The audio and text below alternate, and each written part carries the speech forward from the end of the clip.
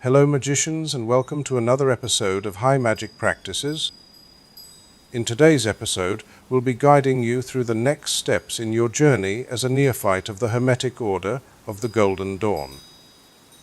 Each grade within the Hermetic Order of the Golden Dawn comes with a knowledge lecture that outlines the work a practitioner needs to undertake. After being initiated as a neophyte, there are essential tasks you must carry out. To aid you in this, the Order provides a foundational document known as the First Knowledge Lecture. This lecture is specifically designed for the neophyte grade and is divided into 6 sections.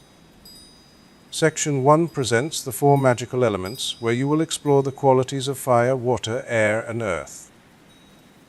Section 2 focuses on astrology and the zodiac to introduce you the signs of the zodiac and their traits. Section 3 delves into symbols and characteristics of the 7 ancient planets. Section 4 introduces the Kabbalah to offer mystical insights into the divine, the origins of the cosmos, and spiritual growth. Section 5 presents the Sephiroth and the Tree of Life. You will understand the 10 emanations of the divine and their significance. Section 6 teaches the Hebrew alphabet to unveil the esoteric meanings and symbolism of each letter. Take your time to study each section carefully. We'll be releasing an examination with questions that every neophyte should master to demonstrate their understanding of the First Knowledge Lecture. Let's begin with Section 1, the elements. As you may already know, the 4 primary magical elements are fire, water, air, and earth. The 5th unifying element, spirit, will be discussed in a future episode.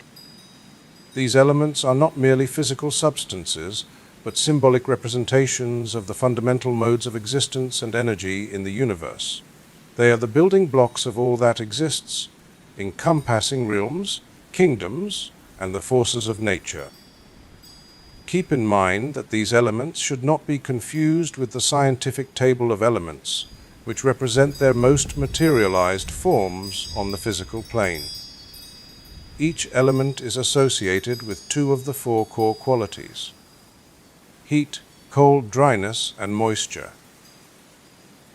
The element of fire is called ash or ish in Egyptian, ish in Hebrew, ignis in Latin, and por in Greek.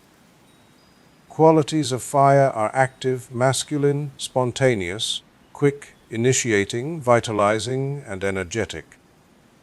Fire is the visible, dynamic force of combustion, symbolizing transformation and spiritual energy.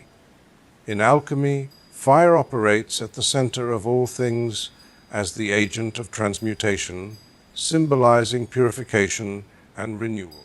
It embodies both spiritual determination and the regenerative cycle of destruction and creation. Fire represents life force and vitality, acting with unpredictability and power. Its cardinal direction is south. The element of water is called mu in Egyptian, mayim in Hebrew, aqua in Latin, and hudor in Greek. Qualities of water are passive, feminine, receptive, sustaining, creative, and generative. Water symbolizes the unconscious mind and the archetypal feminine energy. It represents fluidity, creation, and the primordial source of all things. Often associated with the Great Mother and the wisdom of the subconscious, water embodies infinite potential and the mysteries of the subconscious realm. Its cardinal direction is west. The element of air is called neph in Egyptian, hu, ar in Hebrew, air in Latin and Greek. Qualities of air are active, masculine, intellectual, ethereal, and communicative. Air represents intellect, thought, and the breath of life. It is the medium of communication and creation, embodying lightness and abstraction.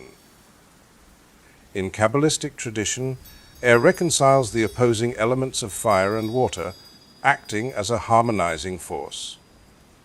Its cardinal direction is east.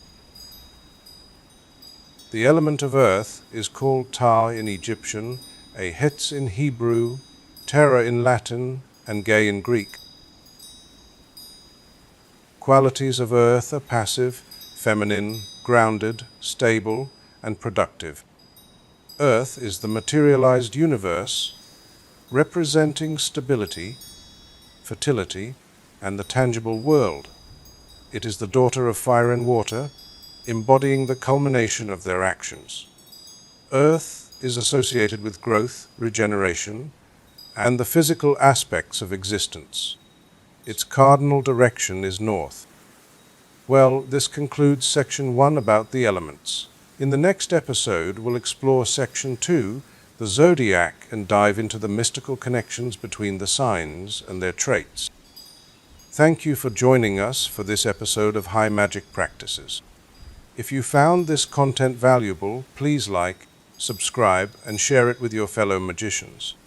Support us on Patreon or PayPal to help us continue creating exclusive content for your magical journey.